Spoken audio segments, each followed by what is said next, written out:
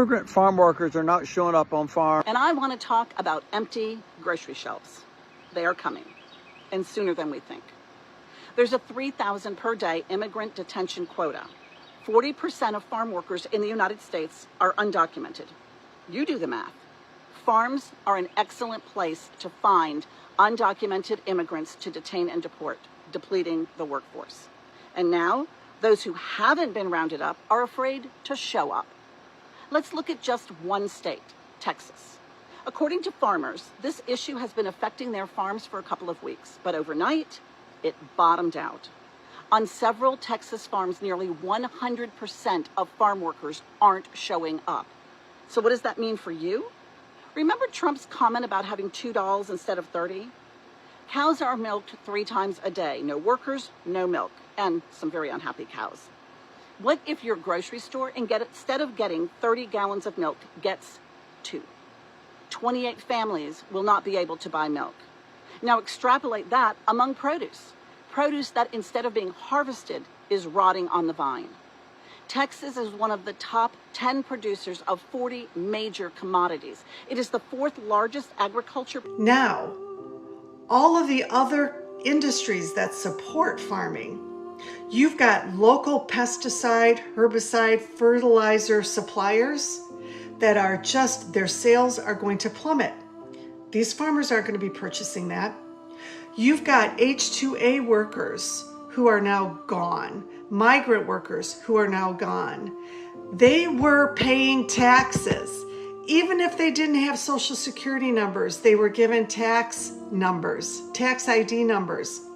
So now you got millions of dollars just poof, gone overnight from these Texas communities. You've got trucking companies that are hired to haul the produce from the farms to the packaging plants. You've got packaging plants who wash the vegetables, grade the vegetables, pack the vegetables, whose sales are going to plummet. Now you're going to have other industries who don't employ either migrant workers or H-2A workers who are going to have layoffs. This is all under Republican leadership, not just from the White House, but from the Republicans that were elected in the state of Texas. And if you think this is going to stop at Texas, you've got another thing coming. And you want to know which farms are going to be impacted further down the road? They're going to be safe for now.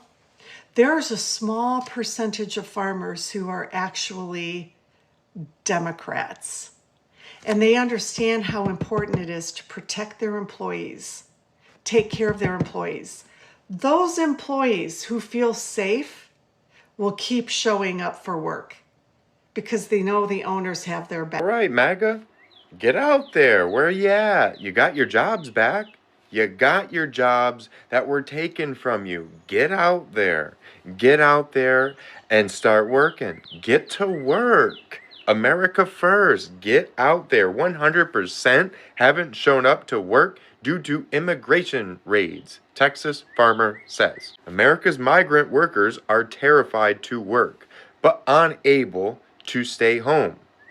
So get out there, MAGA. You got these jobs back. You took them back. You voted. You got your guy in there to get rid of all of those migrant workers. So get out there. Get out there and start working. But for real, I want to shout out to the undocumented migrant workers as they were deemed essential in 2020.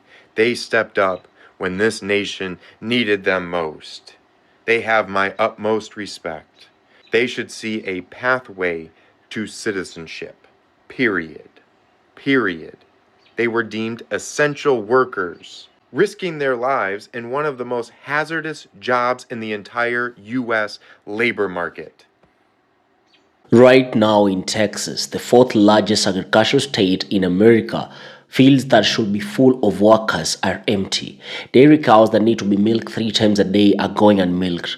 Produce is dying on the vine, and the farmers watching it all happen, many of them pull the lever for the very politicians who promised to make this happen.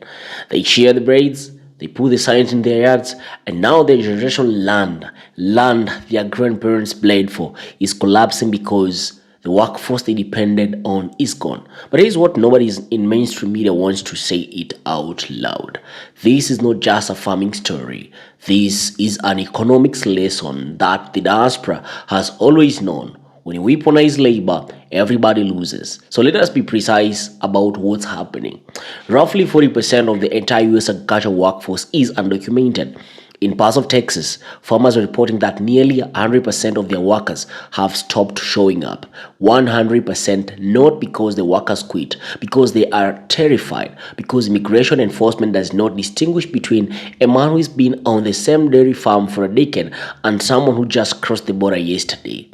And who does this hurt first? The farmer who bought into the rhetoric. The one who thought the raids were for the other ones. There are no other ones when you need 3 milkings a day and your entire crew is gone by Monday morning. Now, let me tell you something, and this is what the supply chain looks like when the labor collapses. The fertilizer supplier loses contracts. The trucking company that hauls the harvest has nothing to haul. The packaging plant that washes, grades, and boxes the vegetables shuts down shifts. And at the end of that chain, at your grocery store, instead of 30 gallons of milk, they are getting 2. Texas alone is a top 10 producer of 40 major agricultural commodities. 40. When that output starts disappearing, it doesn't stay in Texas. It ripples outward. It hits your pantry in Atlanta. It hits your market in Detroit. It hits your corner store in Toronto. The diaspora is spread across this continent, and food insecurity does not respect borders. And let us talk about what else disappears with these workers. Tax revenue. Migrant workers, undocumented ones, were paying taxes using individual taxpayer ID numbers. Millions of dollars flowing into Texas communities, into schools, into roads. Gone just like that. And here's the bit irony: the secondary layoffs are coming for workers who never worked alongside a single undocumented person. The economic contraction is that wide. And I want you to sit with something for a second. There are farmers right now watching their family land that was passed down through generations, fall apart. And some of them knew on some level that this workforce was the foundation and voted anyway, because they thought the politics of fear would somehow exempt them. It never does. But they are also workers, human beings with children, with roots, with a decade of loyalty to the same patch of earth, who are hiding right now, who drove past the field they worked in for 10 years and kept driving because they had to. That's not a statistic, that's a life. And for the diaspora watching this, I know guys, we've seen this before in a different era, a different crop, a different method, but the same architecture. Extract the labor, dehumanize the laborer, then act shocked when the system breaks. We've been warning about this for so long. So here's what you need to take from this. Food security is political. The price of your groceries is political. Who grows it, who picks it, who tracks it, who stocks it, it's all political. And when policy is built on fear instead of economics, the shelves go empty. The diaspora doesn't have the luxury of being surprised by this.